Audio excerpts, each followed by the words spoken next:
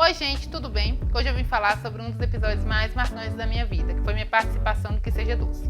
Eu estava por acaso assistindo vários canais da televisão e me deparei com um programa que era uma competição de confeitaria e imediatamente me chamou a atenção. E aí eu procurei conhecer mais o programa, saber como funcionava e me inscrevi por acaso. Eu estava numa consultoria em Trancoso quando eu recebi uma ligação falando que eu tinha sido selecionada para a primeira fase. Fiquei super feliz, óbvio, mas eu não podia falar para ninguém. E aí eu esperei voltar para Salvador para fazer uma chamada via Skype com eles, para eles conhecerem um pouquinho mais a minha história. E aí fui selecionada para a segunda fase, mas também tinha que permanecer sem falar nada. Eles me pediram uma indicação e os dados da pessoa que eu levaria como minha acompanhante. E é óbvio que até como forma de gratidão eu levaria minha mãe. Mas também não podia falar para ela. E foi até uma escolha para não criar expectativas, porque ainda não era certeza de que eu participaria do programa. Aí, mandei todos os documentos, todos os dados de que ela participaria e finalmente tive a certeza de que eu fui selecionada. Foi aí que eu fui contar essa novidade e ela ficou mais feliz que eu. Óbvio. Então, esperamos o grande dia. Então, fomos para São Paulo, onde seriam as gravações e seria 2 dias de gravações. Inicialmente, para quem conhece o programa, a gente tem que levar um cartão de visitas. O meu cartão de visitas escolhido foi uma torta búlgara, porque eu queria levar referências da Bahia, com uma pâté sablé, acompanhado de caramelos salgados de creme de laranja.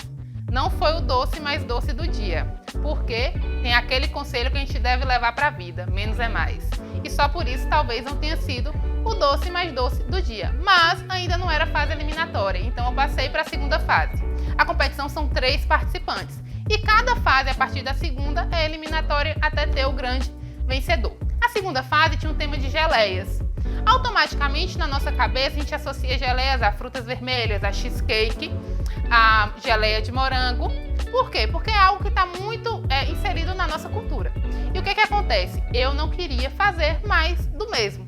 Então, eu queria fazer uma coisa super diferente com geleia. Eu resolvi criar um laço com o tema do programa que tinha que associar com memória afetiva. Então eu lembrei de um dos meus sucos preferidos, abacaxi com hortelã, e resolvi transformá-lo num bolo, um bolo com memória afetiva. Escolhi uma massa da minha avó super amanteigada, reguei com água de coco, Bahia, fiz uma geleia de abacaxi com umburana, também Bahia, coisas do sertão. Umburana, para quem não sabe, traz umas notas de baunilha. E fiz um merengue de hortelã, porque eu tinha que ter essa associação com os meus sucos preferidos. Assim, eu uni várias técnicas com memória afetiva. Foi o mais doce do dia? Não, mas me gerou um dos elogios que eu carrego para minha vida toda. Carole Crema disse que foi um dos bolos mais maravilhosos que ela comeu na vida. Lucas elogiou pelas camadas perfeitas e estrutura perfeita do bolo. Mas também não foi o doce mais doce do dia, porém, passei para a terceira fase. Na terceira fase, era uma prova com o tema de cerejas. E era aquela fase que seria escolhido o grande vencedor. Mas cereja não é algo que a gente consome habitualmente. E aí gera aqueles grandes questionamentos, né? O que fazer com cereja? Automaticamente vem Floresta Negra, mas como eu disse, eu não estava ali para fazer mais do mesmo. Então eu lembrei das minhas andanças nos livros de confeitaria e lembrei de uma preparação clássica e que usava cerejas tradicionalmente. Era o clafoutis. Nunca vi, nem comi, só tinha escutado falar. Mas resolvi fazer mesmo assim porque eu estava ali para viver perigosamente. E aí também escolhi acompanhar do clafoutis um sorvete de pistache, que também nunca havia feito, só conhecia as técnicas. No primeiro momento, minha mãe torrou o pistache, queimou, eu talhei o creme inglês, a base de toda a minha sobremesa. Mas a gente respira fundo e continua, afinal a gente não pode desistir, já estava ali. E aí resolvi fazer o meu sorvete, deu certo, fiz o meu clafoutis, só que não tinha ficado como eu queria, porque aparentemente estava um pouquinho talhado. Nunca havia comido, mas eu presumia que não era a melhor versão daquela sobremesa. E como eu sou muito exigente, já fiquei meio desanimada. Mas seguindo o conselho do próprio Felipe Bronze, eu não podia demonstrar isso para os jurados. Então, eu tentei me acalmar e seguir com a preparação. Foi bem avaliado e aí que eu recebi a surpresa de que eu tinha sido a vencedora desse episódio.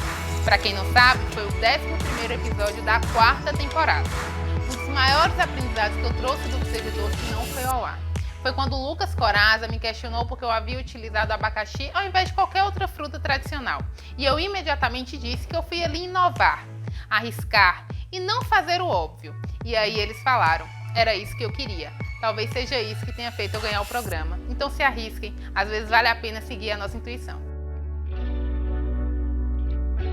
E para você que assistiu o vídeo até o final, meu muito obrigada. E como forma de agradecimento, amanhã eu vou ensinar o bolo super elogiado por Carole Crema, tá? Então acompanhe. E quem quiser receber mais dicas sobre confeitaria, panificação e gastronomia, é só entrar no link que está lá na bio e participar do meu grupo VIP. Um beijo e até amanhã.